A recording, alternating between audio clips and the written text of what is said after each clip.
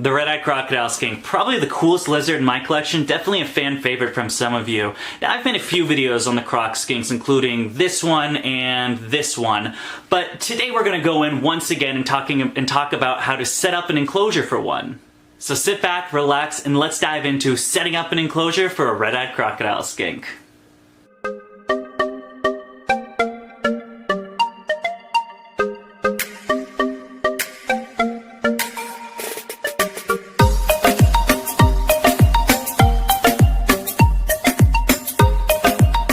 So as you guys know, I've had my red-eyed crocodile skink pair in a pladarium for quite a few months now, and although it's looked really cool and I've loved it, it has definitely been a really big pain for me. Now, some of you guys might know this started out as a full pladarium with a running stream. However, within like the first couple of days, I was constantly taking that stream out, rebuilding it because it was constantly leaking or overflowing. And about 2 or 3 weeks in, I finally decided to take it out just because of those problems and the fact that it was just consumed by algae within the first 3 days. I literally, pretty much every other day, I was cleaning this thing out and scrubbing it clean. Now, without the stream in there, it kind of didn't make much sense. I have these compartments and stuff that run pumps and things like that, so it got a little bit off-putting for me, which is kind of my first thought on maybe I should switch them into another enclosure, but I kept going.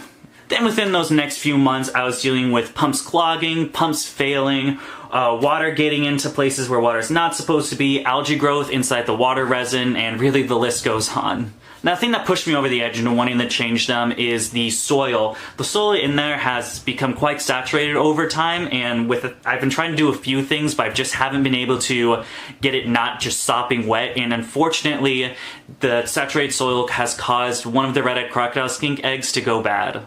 Now, when you're breeding red-eyed crocodile skinks, it doesn't really matter how pretty the enclosure is. If the fact that that enclosure is killing your eggs, there's really just no need for me to have them in there for that, because really the aesthetics are mostly for me versus for them. So anyway, today we're going to be taking the red-eyed crocodile skinks out of the 55-gallon aquarium and putting them back into a large Exoterra. Now, I actually like the Exoterra a little better for a few reasons.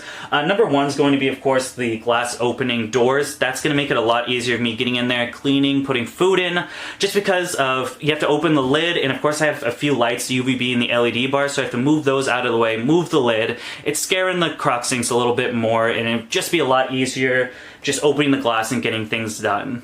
I've also noticed with the doors, it stresses them out a little less. Usually when I open that lid, they scurry right in, but the doors doesn't stress them out as much. I'm usually able to get some better pictures with them in this door being less stressed. So really, it's kind of just a win-win. Now, I did already start this enclosure a little bit. I got the false bottom all set up and then filled in some crocs with some pebbles. If you guys want to see how I set it up and what this tank is, you can go to this video right here and it'll bring you to that link. But other than that, we're just going to be starting from scratch, from the false bottom up, and the first thing, of course, we're going to need to be doing is getting a screen cover separating the drainage layer to your substrate.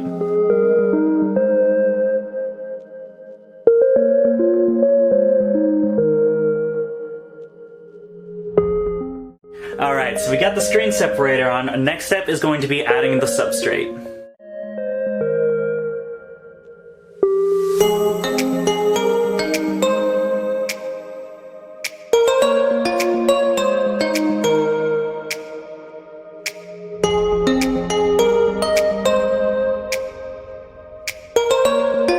So we got all the substrate in. Next up is going to be filling it with some cork bark and live plants.